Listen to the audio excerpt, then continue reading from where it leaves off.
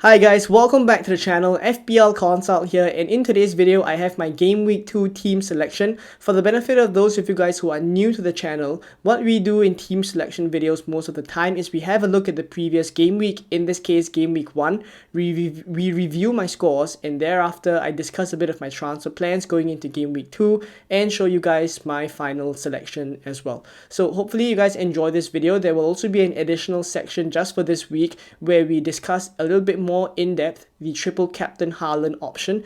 I am quite tempted by it as well, so I've kind of did a bit of research in depth into it, and we'll discuss it at the end of the video, so keep a lookout for that one. If you do enjoy it, please do drop a like, please do subscribe, and let's get cracking with the team selection video here. So for game week 1, the game week rank is 1.7 million. I would say game week rank because honestly at this point in time is no kind of reason to focus too much on rank, because for game week 1 your overall rank is your game week rank, and generally we don't really want to look at game week ranks. We want to look at the overall rank over about 5 to 6 game weeks. So whatever your rank is right now, I would say don't really bother too much.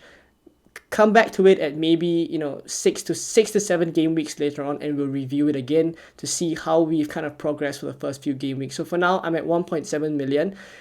68 points overall for game week 1 was what I scored, 11 points above the average. I'm quite happy with how I did. I would say that I got quite lucky in terms of fading the picks that some of you guys have gone for, which had good reason to go for as well.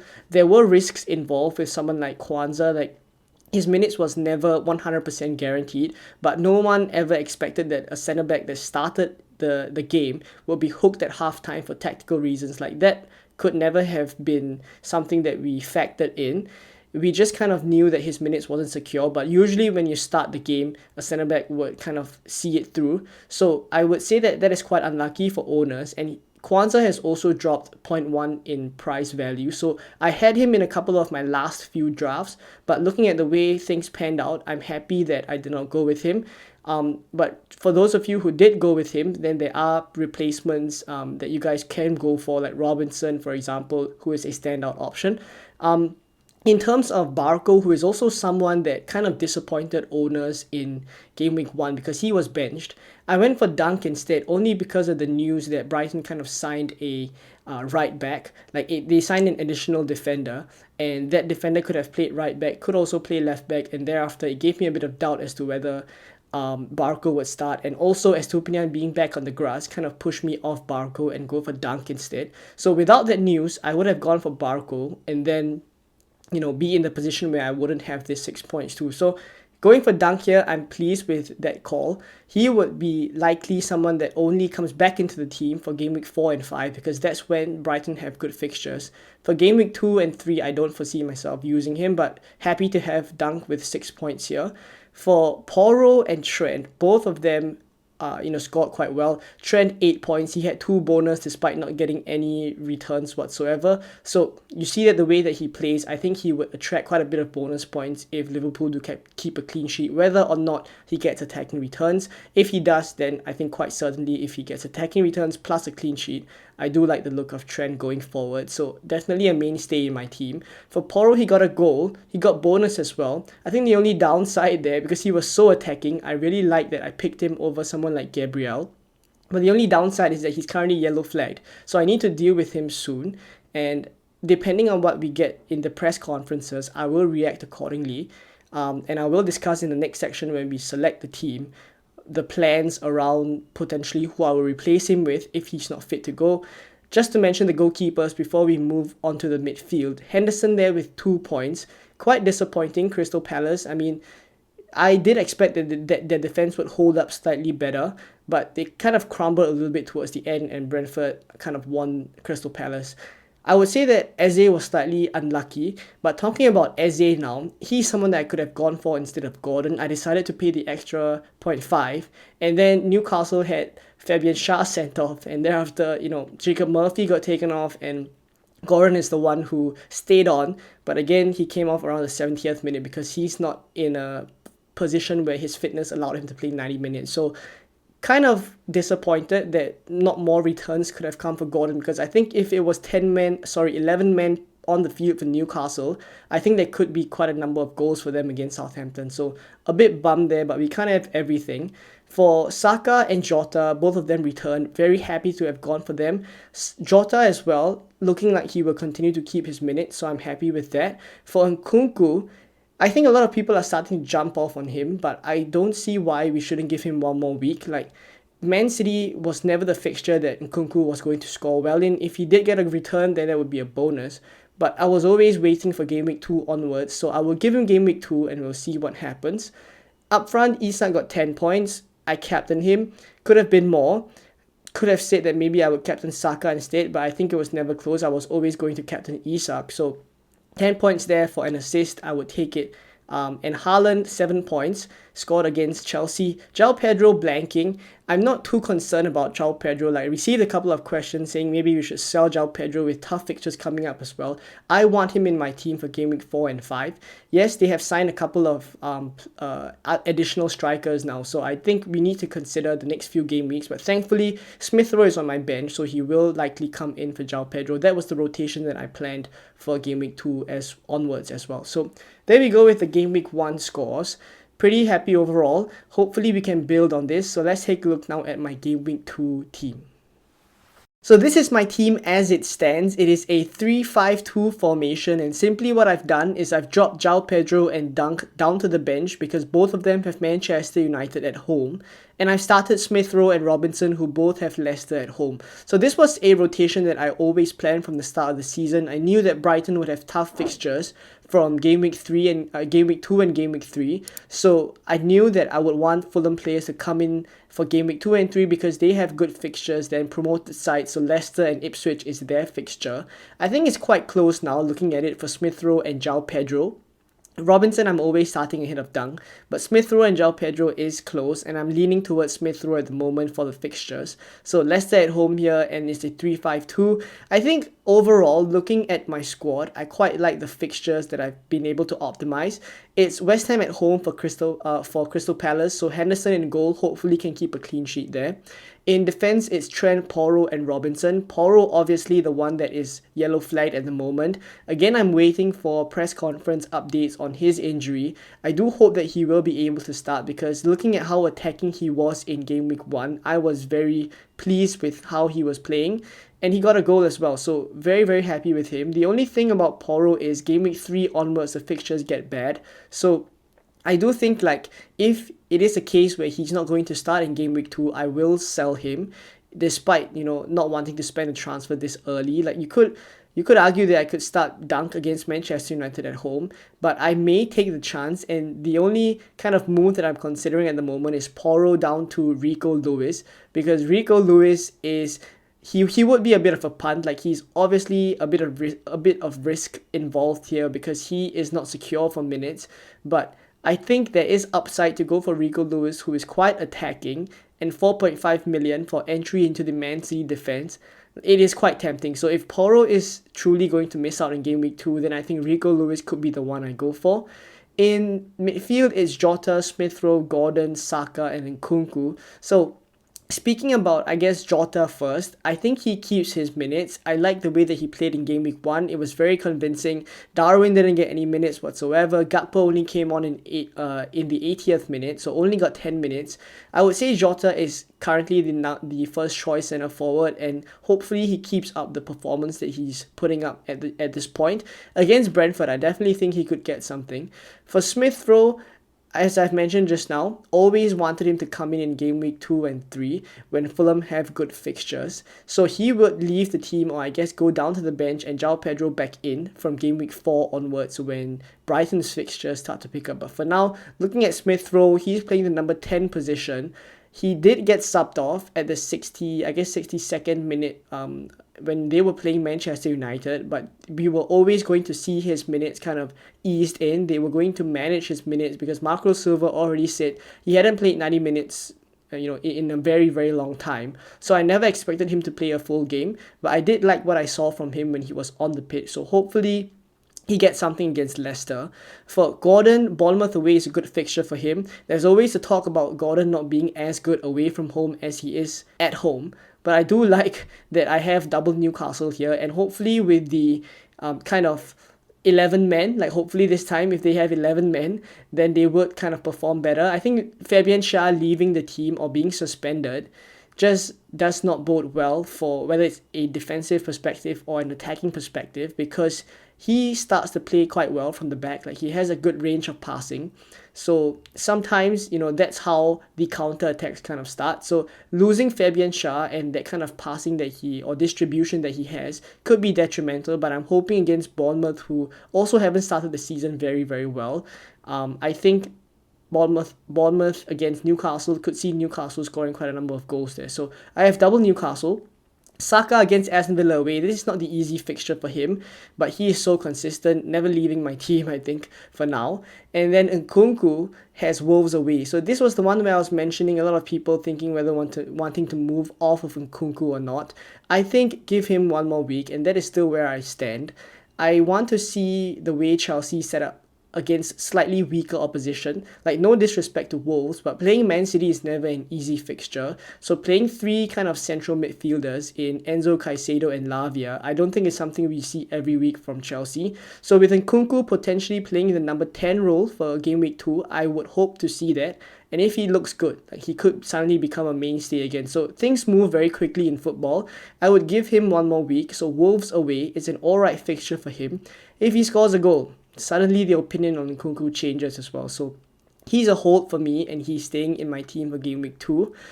Up front, aside from Isak, who is my second Newcastle player that I have, aside from Gordon, it's Haaland captain here. So a very, very tempting case to triple captain Haaland. But just before we go over to that, I just wanted to mention my bench options there in Johnson. So Johnson, who is the last outfielder that I haven't mentioned, he did not really start in game week 1. He came on after a hamstring injury for his direct replacement, basically. So I think moving forward, we would see him starting. And it is basically a case where I think they opted for a slightly more defensive approach. But now that, moving forward, his replacement is injured, and also they won't be playing kind of Liverpool and Man City every other week, I think we see Johnson starting. So I'm quite confident of his minutes if I ever need to use him. So hoping that he also starts in game week 2, just so that I have more options on the bench. But there we go for this team. In game week 2, captain is definitely going to be Haaland. Vice captain is currently on Isak. And now let's take a look at the triple captain discussion. So moving on to the triple captain Haaland discussion, I did cover this quite in-depth in yesterday's video, where I spent about 10 minutes talking about whether I think we should triple captain Haaland or not. So if you want a more in-depth discussion into this, do check out yesterday's video, which is the stats breakdown. I do encourage you to have a look at that one, because there is a lot of stats that I packed into that video that is quite useful for kind of making data-driven decisions as well. So do check it out if you haven't already. It would be at the end of the screen after this section. But I just wanted to cover kind of big picture view, some just very simple reasons as to why I think we should or shouldn't triple captain Haaland. So firstly, about him, being fit and guaranteed to start. This will not always happen throughout the season. There are other games going on, like Champions League games midweek, like injuries could happen to Haaland, and maybe he's not fit to start against potentially, let's say, Southampton at home later down the season. So I think this is something we need to consider as well. It's the first home game for Man City. They want to start the season well. They want to be, sending a message to the kind of Premier League to say that, this is Man City still. And it's their first home game. I'm sure that the fans will be buzzing as well. Ipswich defensively conceded 57 goals in 46 games last season. Comparatively, Southampton conceded 63 and Leicester conceded 41. So they are the weaker of the kind of or at least they're in between Southampton and Leicester when it comes to kind of defensive capabilities. But I do think, like, when you talk about their Ipswich kind of attacking style or their play style, they generally are quite an attacking team, and I don't think that they are the side to kind of just sit back all the way. If they do concede, I think that is a game where it will start to open up, as always, where we see kind of teams parking the bus. The moment the first goal goes in, then the floodgates kind of open. So I think the key consideration for me is actually when the first goal happens and kind of game state, what happens after that. So I think Ipswich conceding a lot of goals kind of bodes well that, Haaland would be a good triple captain option as well. We're all expecting Haaland to score. And I think the most compelling reason out of all these reasons is the fact that there will be lesser double game weeks this season. So Ben Krellin, who is the creator of the graphic on the left, so do follow him on Twitter. He is the fixture guru, and he's kind of deduced that for now there would likely only be two double game weeks, which is game week 33 and game week 36. So the doubles are likely what is lined up there. So 29 and 33 fixtures would likely be combined. 34 and 36 fixtures are also likely to be combined. So looking at them, you see for Arsenal, it's Chelsea and Ipswich, Crystal Palace and Liverpool. So maybe not the easiest kind of a double there. For Man City as well, it's Brighton at home, Everton away, and then Aston Villa at home, Southampton away. So arguably those are good fixtures for Man City and Haaland, but by then would you want to be using other chips like bench boost? Definitely you want to save it for a double game week, and then free hit potentially you could use in a double game week as well. The mystery chip is also something we haven't considered, so there's only two double game weeks for now potentially, and so many chips that we have to play. Who knows, maybe using it now in game week 2 and getting rid of it. I say getting rid of it because this is the chip with the lowest upside. Like basically it is the least powerful chip because you use it in any given game week and it's just pretty much a gamble. Even in a double game week, it also still feels a bit of a gamble because it just increases your probability of getting points. But we've seen in the past few seasons that even if you use your triple captain in a double game week, it could go badly. Sadio Mane captained us in that double game week where he got kind of, I think, -1 point or something like that. You would remember, or was it Leroy Sané if I'm not wrong. So you would remember that triple captain chip is the kind of lowest upside chip. So why not get rid of it now in game week 2 where there's a good fixture for Haaland, start the season strong as well, and then move forward from there. So I see the argument for this and I do like it as well. And lastly, there's the 3 p.m. kickoff kind of factor. So being slightly earlier in the kind of games for Saturday, we could potentially get information on whether KDB and Foden starts, and if they do start, then a stronger attack kind of means a better supply for Haaland and thereafter better threat for goals. So I think lots of good compelling reasons to do it, more so this season than other seasons when there are more double game weeks. But yeah, I think it's a reasonable consideration. I would say that I was at 60% in yesterday's video. I've come down a little bit slightly, but I'm still leaning towards it, but just not as much. Maybe 55 to 45, like it's close. And then reasons to not do it. Now this one, the first one is the obvious one where you're not using it in a double game week, so a bit lost of probability there. Like single game week probability of hauling is not as great as 2 games. And then Ipswich could very well set up defensively. Like you never know, them being an attacking side could still kind of choose to park the bus and set up defensively against the champion. So if that is the case, not much space down the back for kind of the Man City wingers to exploit, and thereafter, maybe not as much supply for Haaland. Next up is also that City kind of look rusty. Like against Chelsea, they won 2-0, but I wasn't super convinced with how they kind of played in that game. Yes, they won 2-0, but I look at the kind of chemistry between the players. It does feel like a bit of a spark is missing. And some of the players returned late as well. Like Phil Foden, for example, only got 45 minutes and only came on because of the injury to Savinho. So I think in general, this is a key factor also if you're kind of considering not doing it.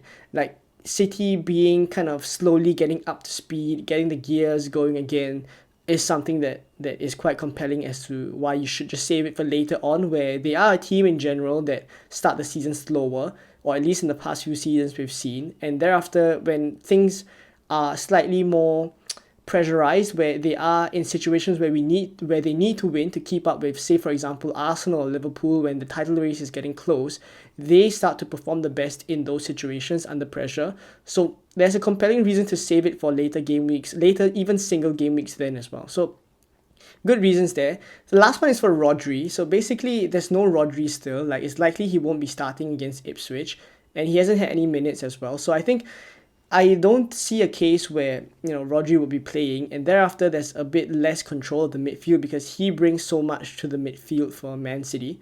So because of that, there is also a stat that's out there that Man City have not maybe won a game against an opposition when Rodri was not playing, etc. So that may have changed by now, but the stats in terms of Man City without Rodri is just not as good as with Rodri.